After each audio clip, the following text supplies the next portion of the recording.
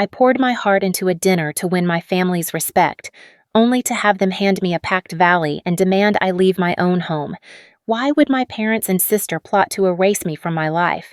Stay with me to uncover the chilling truth behind their betrayal and how I fought back. Before starting this story, if you are listening from USA, please leave a comment with number 9. And if you are from another country, please leave the name of your lovely country. Don't forget to like the video and subscribe to the channel to listen to more stories. The spring breeze carried the sharp tang of salt through the open windows of my bungalow in Tauranga Bay, a quiet coastal town nestled in New Zealand's Bay of Plenty. It was October, and the sea beyond my porch roared softly, its waves lapping against the shore like a heartbeat I couldn't ignore. I stood in my kitchen, hands trembling as I polished a set of Maori-crafted ceramic plates, their intricate patterns a gift from my late grandmother. Each one gleamed under the soft light of the kauri wood chandelier, and I arranged them carefully on the linen tablecloth, hoping their beauty might bridge the chasm between me and my family. Tonight was my first dinner as a homeowner, a milestone I'd clawed my way toward through years of sacrifice. I wanted it to be perfect. I'm Amelia Quinn, 38, a financial analyst who'd built this life from scratch.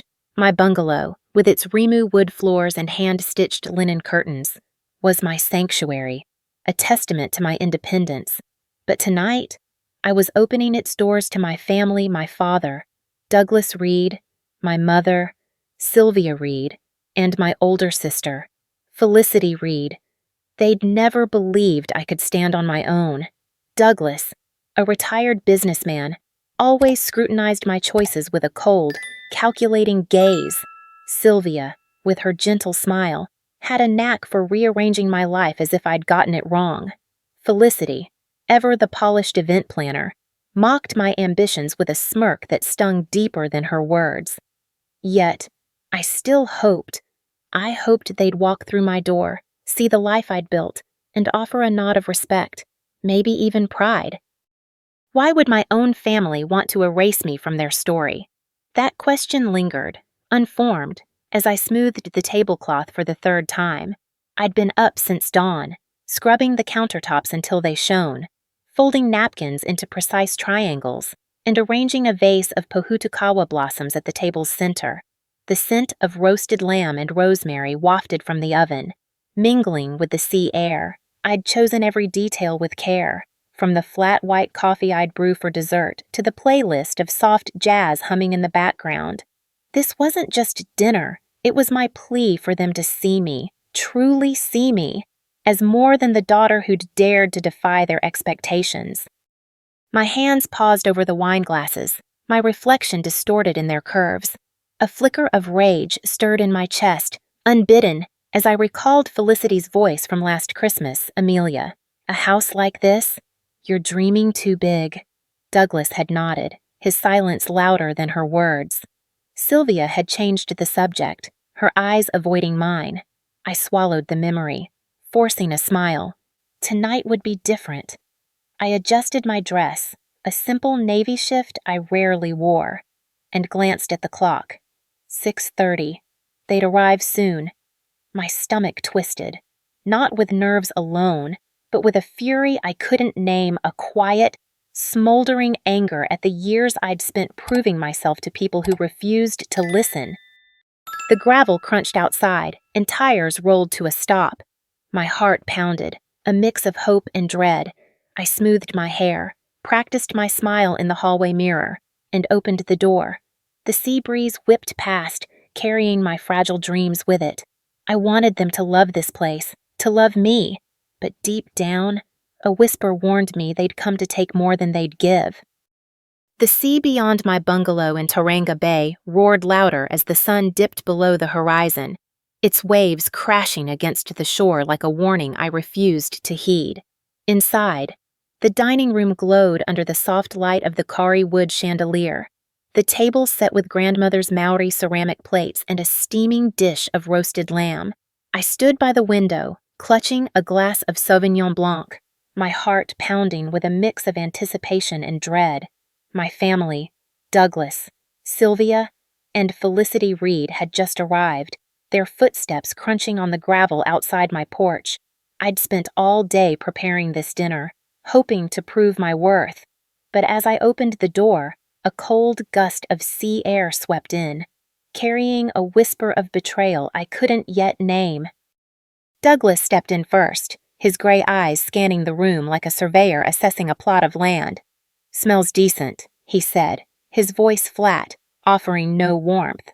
Sylvia followed, her silk scarf trailing as she grazed her fingers along the linen curtains I'd sewn myself.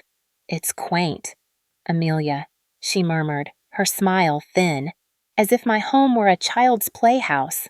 Felicity, in a tailored blazer that screamed her event planner success, brushed past me without a glance, her heels clicking on the Ramu wood floor. "Let's eat," she said, already pulling out her phone. My chest tightened, a spark of fury igniting at their indifference, but I forced a smile. "Welcome," I said, gesturing to the table. "I made your favorites." We sat, the jazz playlist I'd chosen humming softly in the background. The salad remained untouched, its vibrant greens wilting under their gaze. Douglas speared a piece of lamb, chewing slowly, his silence louder than any critique. "This place," he said finally, leaning back, "it's a lot for one person." "Don't you think I swallowed hard?" my fork trembling. "It's my home," I replied, voice steady despite the rage simmering beneath. Sylvia glanced at Felicity, a wordless exchange that made my skin prickle. "The lamb's fine," Sylvia said, her tone dismissive, as if my hours of effort were a footnote. Felicity scrolled her phone, smirking at something I couldn't see. "No one asked about my promotion," I said, the words slipping out, sharp and unbidden. Douglas raised an eyebrow. "We're here." "Aren't we?" he said, as if their presence were a gift. The air grew heavy, the sea's roar outside amplifying the tension. I served dessert pavlova with fresh kiwi fruit, hoping to salvage the evening. But as I set the plates down, Douglas stood, folding his napkin with deliberate precision. His eyes locked onto mine, cold and unyielding, a look I'd seen when I'd dared to buy my first car without his approval. "We've talked it over," he said, voice like steel. "This bungalow belongs to the Reed legacy. It's time you let it go." My breath caught, the room spinning. What I whispered, my voice cracking. Sylvia nodded, avoiding my gaze. "You've done well, dear, but it's too much for you," she said, as if I were a child outgrowing a toy. Felicity leaned back, arms crossed. "This is for the greater good. Amelia, don't make it personal." I stood, my chair scraping the floor, fury erupting like a storm. "This is my home," I shouted, my voice shaking with years of pent-up rage. "I paid for every inch of it." Douglas's smile was thin, predatory. "We'll handle the details," he said. Felicity rose, disappearing briefly, then returned with a vali my vali, the blue one from my university days. "We packed your essentials," she said, her tone chillingly calm. "Let's keep this civil." My vision blurred, not with tears, but with a white-hot anger that threatened to consume me. I grabbed my phone, wallet, and keys, my hands shaking as I laid the keys beside my untouched wine glass. "You've no right to my life," I hissed, glaring at each of them. They said nothing, their silence a blade in my heart.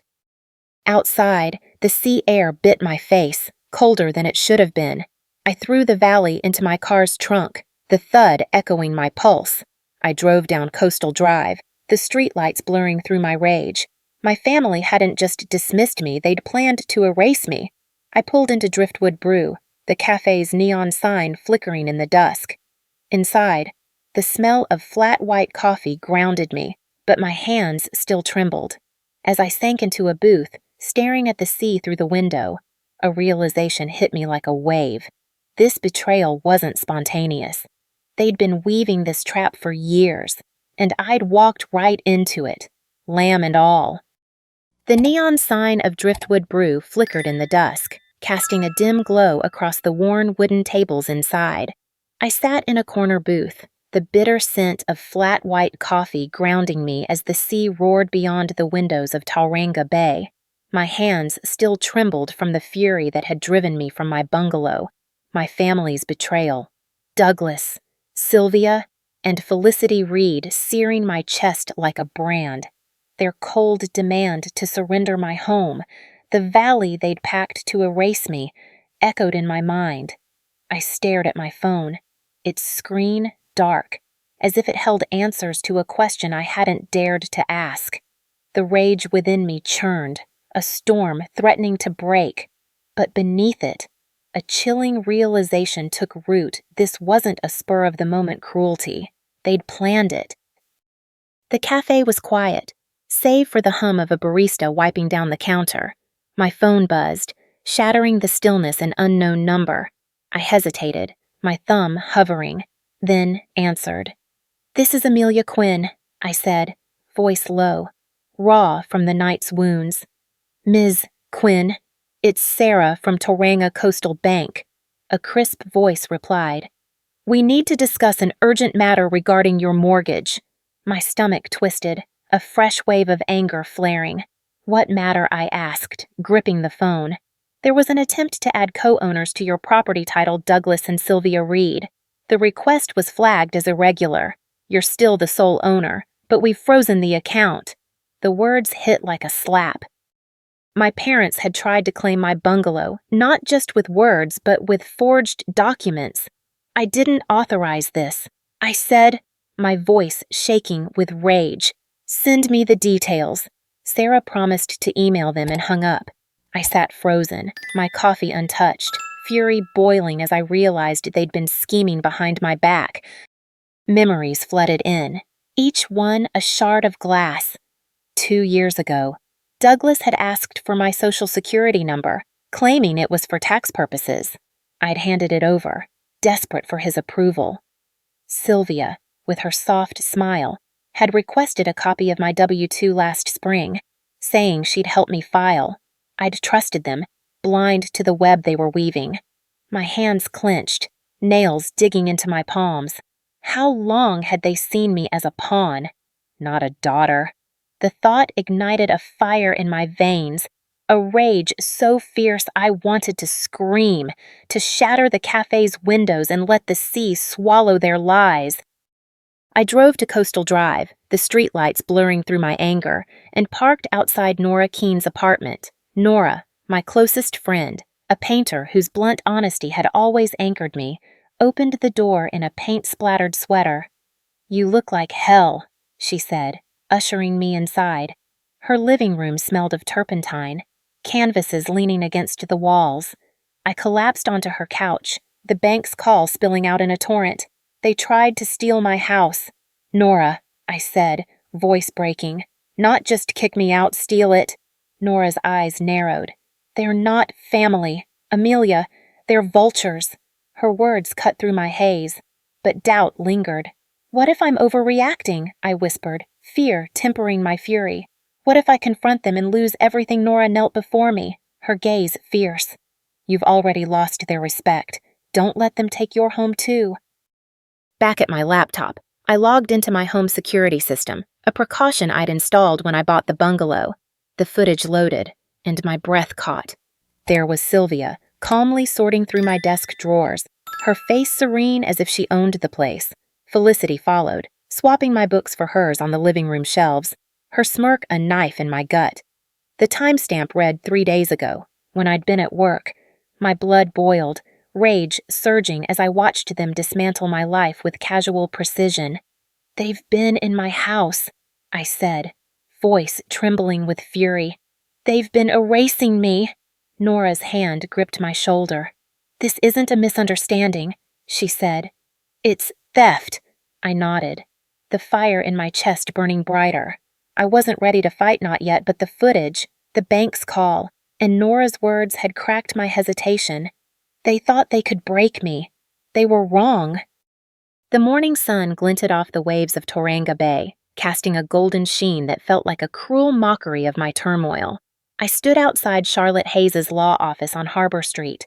the salty breeze tugging at my coat as I gripped my laptop bag, its contents security footage, bank emails, and a burning resolve my only weapons against the family who'd tried to erase me.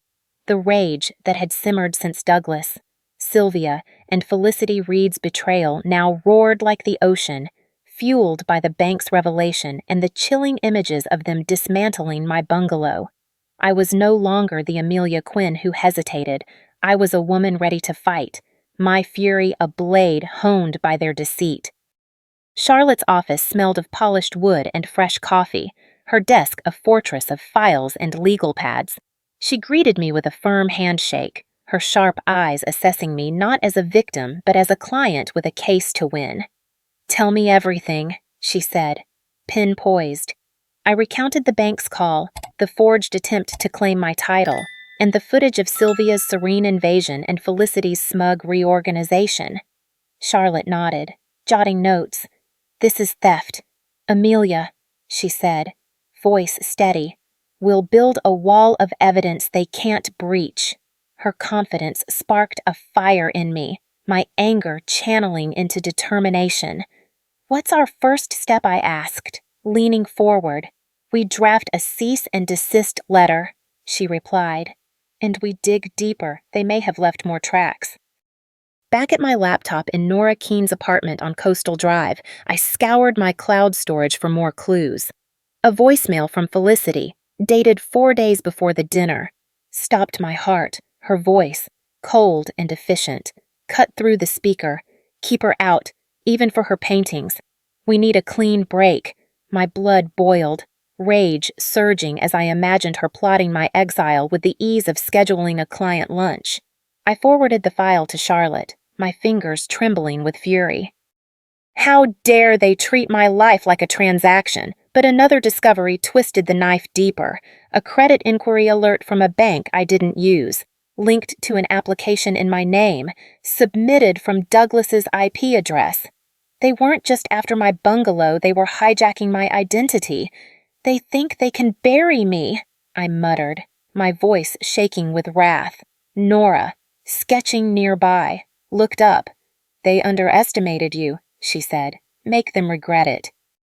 I met Charlotte again 2 days later, her office now a war room of documents. She slid a draft cease and desist letter across the desk, 8 pages of legal steel demanding Douglas, Sylvia, and Felicity vacate my property and cease all claims. "This is your first strike," she said. "We'll serve it tomorrow." I read each line, my anger crystallizing into resolve. "They'll fight back," I said, voice low. "Let them," Charlotte replied, her smile fierce. "We're ready." I signed the authorization, my pen pressing hard enough to dent the paper, a silent vow to reclaim what was mine. That afternoon, I stopped by Driftwood Brew, craving the familiar comfort of its flat white coffee. Finn Carver, my ex from 3 years ago, sat at the counter, his easy smile unchanged. "Amelia, long time," he said, gesturing to the seat beside him. Against my better judgment, I joined him, the weight of my fight heavy on my shoulders. "My family's trying to steal my house," I said, the words raw. Finn's brow furrowed, but his response stung. "They're your parents." "Right. Maybe it's just a mix-up." My jaw clenched, fury flaring. "They forged documents. Finn, they packed my life into a valley." He shrugged, sipping his coffee. "Families do weird stuff. Give it time." I stood, my chair scraping. "Time won't fix thieves," I said, voice cold, and walked out, my anger a shield against his apathy. Back at Nora's, I stared at the cease and desist draft, its words a lifeline. My family thought they could rewrite my story, but I was no longer their pawn. The letter would land tomorrow, a declaration of war. My rage, once a wildfire, was now a controlled blaze, ready to burn through their lies. I wasn't just fighting for my bungalow, I was fighting for the woman they'd tried to erase, and I'd make sure they faced the consequences of their betrayal. The summer sun blazed over Tauranga Bay, its warmth a stark contrast to the icy dread coiling in my chest as I stepped into the Tauranga Bay Civic Center. It was December, and the air carried the faint scent of blooming pohutukawa. But inside the courtroom, the atmosphere was sterile, heavy with the weight of my fight. My family, Douglas, Sylvia, and Felicity Reed had tried to steal my bungalow, my identity, my very existence. The rage that had fueled my legal battle now burned steady, a controlled fire ready to face them. I, Amelia Quinn, was no longer the woman they'd dismissed. I was here to reclaim what was mine, armed with evidence and a resolve forged in betrayal. The courtroom was colder than I'd expected, its polished wood benches and high ceiling amplifying every sound. Charlotte Hayes, my lawyer, stood beside me, her crisp blazer a shield of professionalism.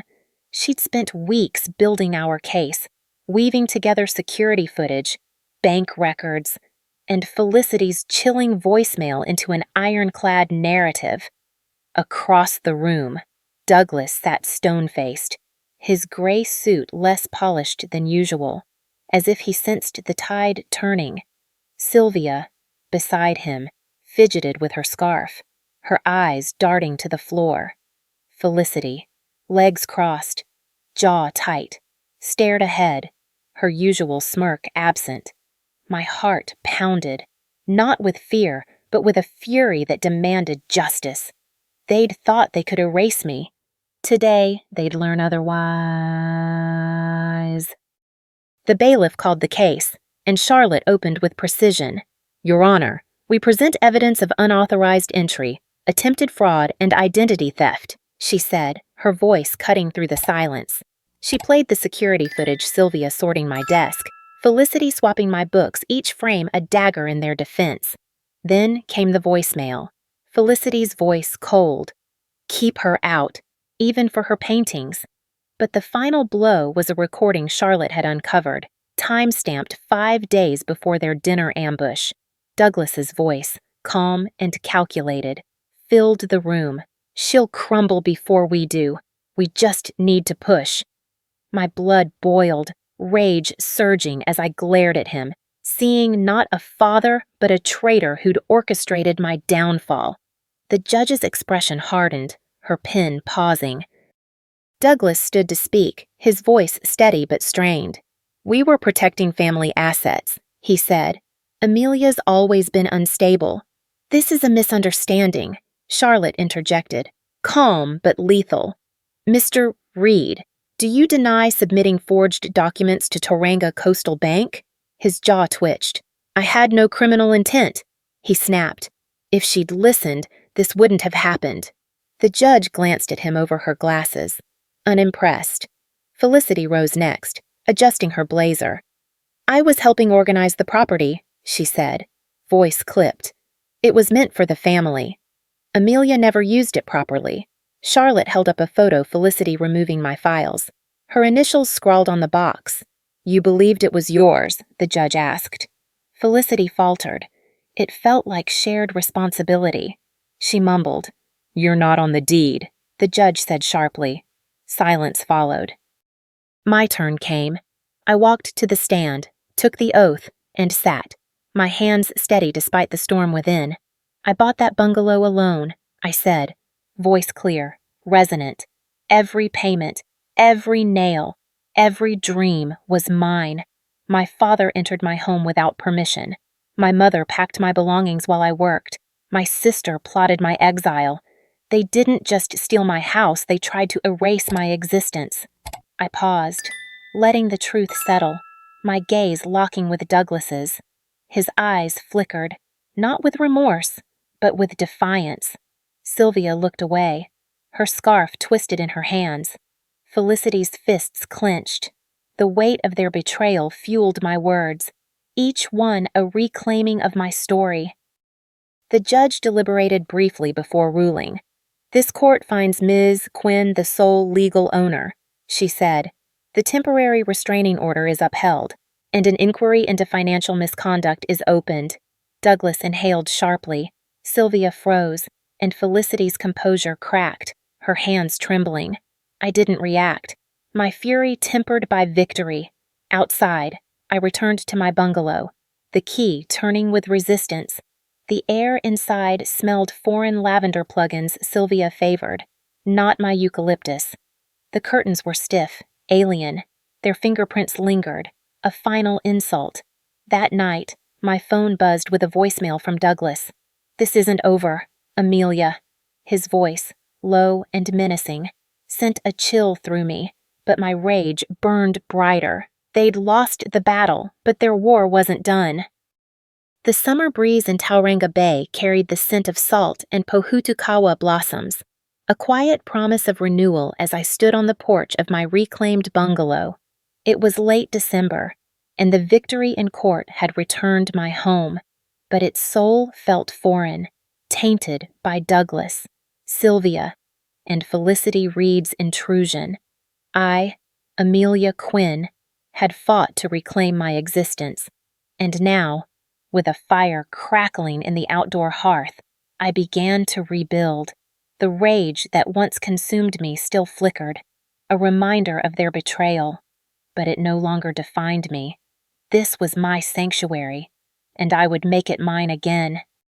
I tore down Sylvia's stiff curtains, replacing them with hand-stitched linen that danced in the sea air. On the walls, I hung photos not of blood relatives, but of Nora Keene, my fierce friend, and Mavis Thornton, the kind widow next door who'd offered tea and quiet support. Each frame was a defiance, a correction to the Reeds' attempt to erase me. One afternoon, a cream envelope arrived, Sylvia's cursive scrawling my name. "You'll see our side one day," it read, a hollow plea without remorse. My fury flared, hot and sharp. I carried the letter to the hearth, struck a match, and watched it curl into ash. The flames consuming their lies. I see clearly now. I whispered, the sea roaring approval. Christmas came, and I hosted Nora and Mavis on the porch, the table set with Maori ceramic plates and pavlova glistening under fairy lights. Laughter filled the air, a warmth no reed could steal. These were my chosen family, bound not by blood but by respect. As we toasted with flat white coffee, I felt peace, not closure, but a quiet strength rooted in my reclaimed life.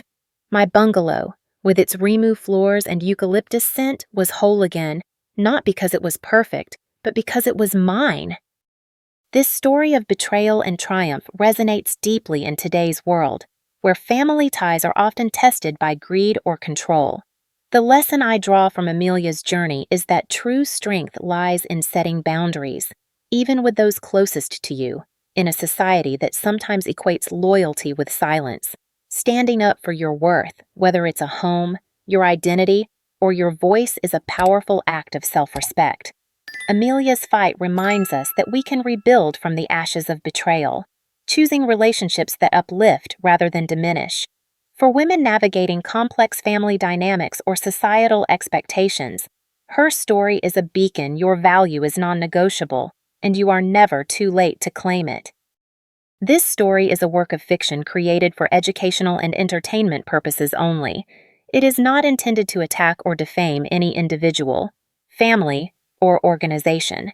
Any resemblance to real persons or events is purely coincidental. If this story moved you or sparked a thought, please let us know by commenting below. Your likes, shares, and subscriptions help us create more stories that inspire and entertain. Don't forget to hit that subscribe button and turn on notifications so you never miss an update. Thank you for watching and being part of our community.